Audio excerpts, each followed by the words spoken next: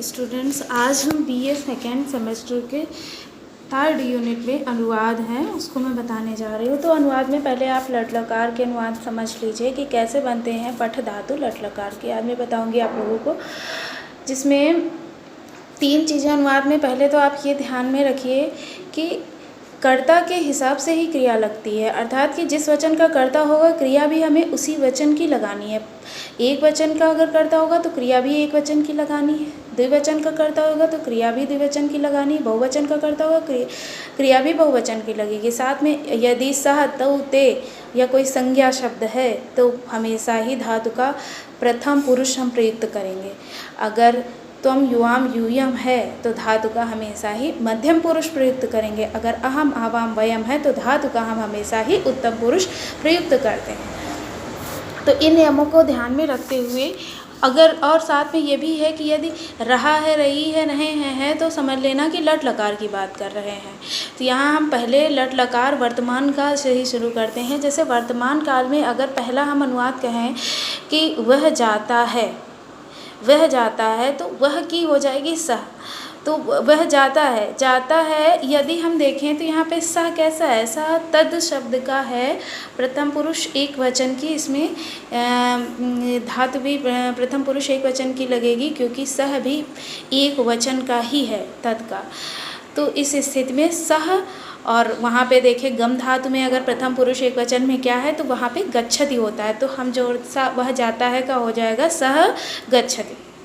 दूसरा देखें तो दूसरे में जैसे हम कहते हैं वे दोनों पढ़ते हैं, तो वे दोनों में तौ होता है, वे दोनों की संस्कृत होती है तौ।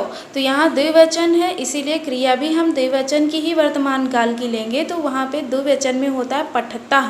तो तौ पठता, यहाँ वे दोनों पढ़ते का हो जाएगा तौ पठता।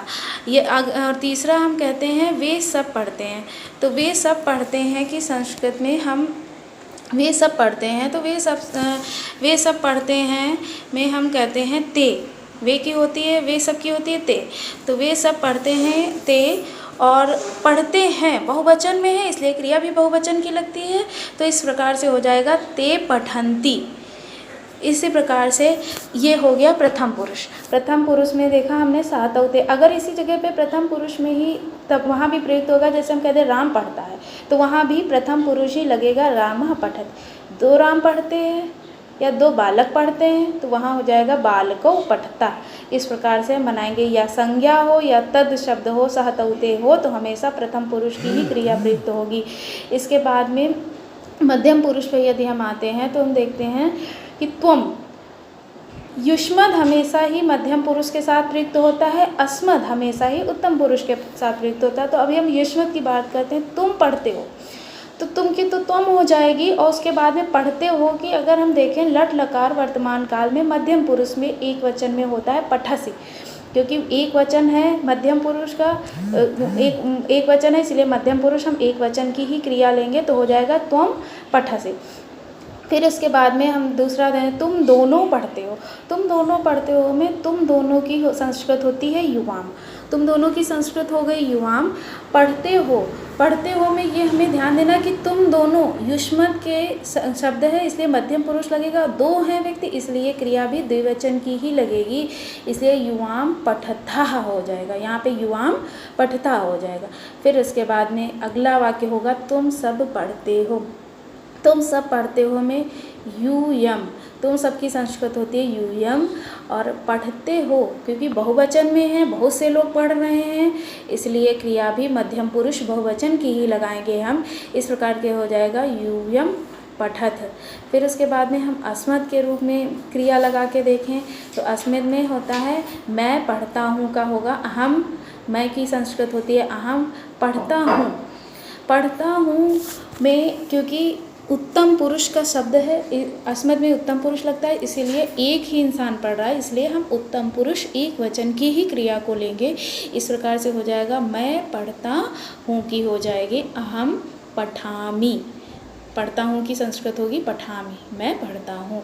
फिर हम दोनों पढ़ते हैं, यदि हम दोनों पढ़ते हैं की बात आएगी, हम दोनों की संस्कृत होती है आवाम, और पढ़ते हैं हम दोनों पढ़ते हैं इसलिए आवाम पठावः, क्योंकि 2 लोग पढ़ रहे हैं इसलिए क्रिया भी उत्तम पुरुष द्विवचन की ही प्रयुक्त होगी, आवाम पठावः।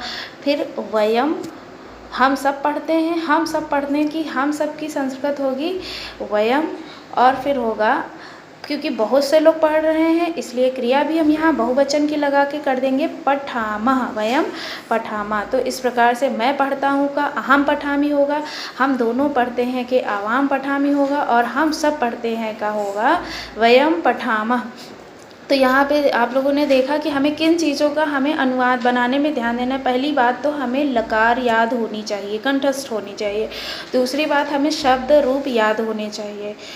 और फिर इसके बाद हमें ध्यान ये देना है कि कर्ता के हिसाब से ही हमें क्रिया लगानी है, जिस वचन का कर्ता होगा क्रिया भी उसी वचन की लगानी है। और दूसरी बात ये ध्यान देनी, यदि तद हो, तद का शब्द हो या संज्ञा वर्ण हो शब्द हो, तो ऐसी सिचुएशन में हमेशा ही हम प्रथम पुरुष धातु का प्रथम पुरुष प्रयुक्त करेंगे। अगर युष्मद शब्द रूप का शब्द हो तो हमेशा ही हम धातु रूप का मध्यम पुरुष प्रयुक्त करते हैं। अगर अस्मद शब्द का वर्ण शब्द हो तो हमेशा ही हम धातु का उत्तम पुरुष प्रयुक्त करते हैं। बस ध्यान ये यहाँ पे देना है कि अगर एक वचन है तो हम धातु भी एक वचन की लगाएंगे, कर्ता द्विवचन में है तो हम धातु भी द्विवचन की ही लगाएंगे, कर्ता बहुवचन में है तो हम धातु भी बहुवचन की ही प्रयुक्त करेंगे। इस प्रकार से वर्तमान काल लट लकार में पढ़ते हैं कि हो गई। यहाँ हमने कारक नहीं जोड़ा था। कारक अगर यहाँ कर्ता और क्रिया की बात हो रही थी, यदि हम कारक जोड़ लें तो यहाँ पे ऐसे रूप बनेगा वर्तमान में कि वह पुस्तक से पढ़ता है। वह किससे पढ़ रहा है? पुस्तक से पढ़ रहा है। तो यहाँ से के द्वारा में तृतीया भी होती है और से में पंचमी भी आती है। तो यहाँ पढ़ रहा है पुस्तक से तो दूर तो हो नहीं रहा है, दूरी में पंचमी होती है, तो यहाँ दूर तो हो नहीं रहा है, इसलिए यहाँ हम तृतीया का प्रयोग करते हैं, कारक के तृतीया का प्रयोग करेंगे। तो वह पुस्तक से पढ़ता है, वह की संस्कृत होगी सह, पुस्तक से की हो जाएगी तृतीया लगे पुस्तकेन, पढ़ता है कि हो जाएगी पठति, वह पुस्तक से पढ़ता है। और अगर और देखें, तुम गेंद से खेलते हो, तुम गेंद से खेलते हो, तो तुम की मैंने भी संस्कृत बताई थी कि तुम की त्वम होती है, गेंद से खेलते हो, गेंद से, तो यहाँ पे भी तृतीया विभक्ति एक वचन का प्रयुक्त होगा, कंदुकेन कारक, गेंद से खेलते हो तो कंदुकेन, क्योंकि गेंद भी अलग नहीं हो रहा इसलिए यहाँ भी तृतीया लग जाए, त्वम कंदुकेन। फिर यहाँ ध्यान देना है कि त्वम शब्द है इसलिए युष्मद में, युष्मद का है इसलिए मध्यम पुरुष प्रयुक्त करेंगे, और त्वम में तुम अकेला ही है इसलिए मध्यम पुरुष एक वचन की धातु प्रयोग करेंगे। तो क्रीड धातु में क्रीडसी होगा, त्वम कंदुकेन क्रीडसी, ऐसे बनेगा रूप। इसके बाद अगर हम देखते हैं, और वृक्ष से पत्ता गिरता है, वृक्ष से पत्ता गिरता, तो यहाँ वृक्ष से पत्ता अलग हो रहा है तो यहाँ पंचमी हो जाएगा, अपादाने पंचमी से पंचमी विभक्ति होगी। तो यहाँ पे कारक में हम पंचमी लगा के बनाएंगे वृक्ष से, तो वृक्ष हो गया पंचमी विभक्ति में, तो वृक्षात होता है, पंचमी विभक्ति में वृक्ष का क्या हो जाएगा? वृक्षात हो जाएगा।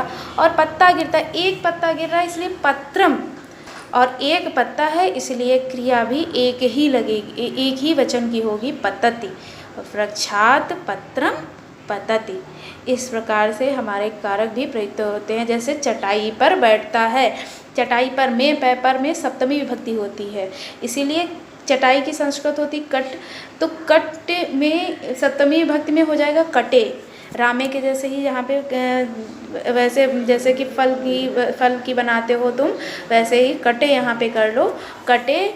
फिर बैठता है तो फल चटाई पर, तो कटे, बैठता है आस्ते, बैठने की आस्ते होती, कटे आस्ते, चटाई पर बैठता है। इस प्रकार से हम कारक लगा के भी वर्तमान काल की रूप बना सकते हैं।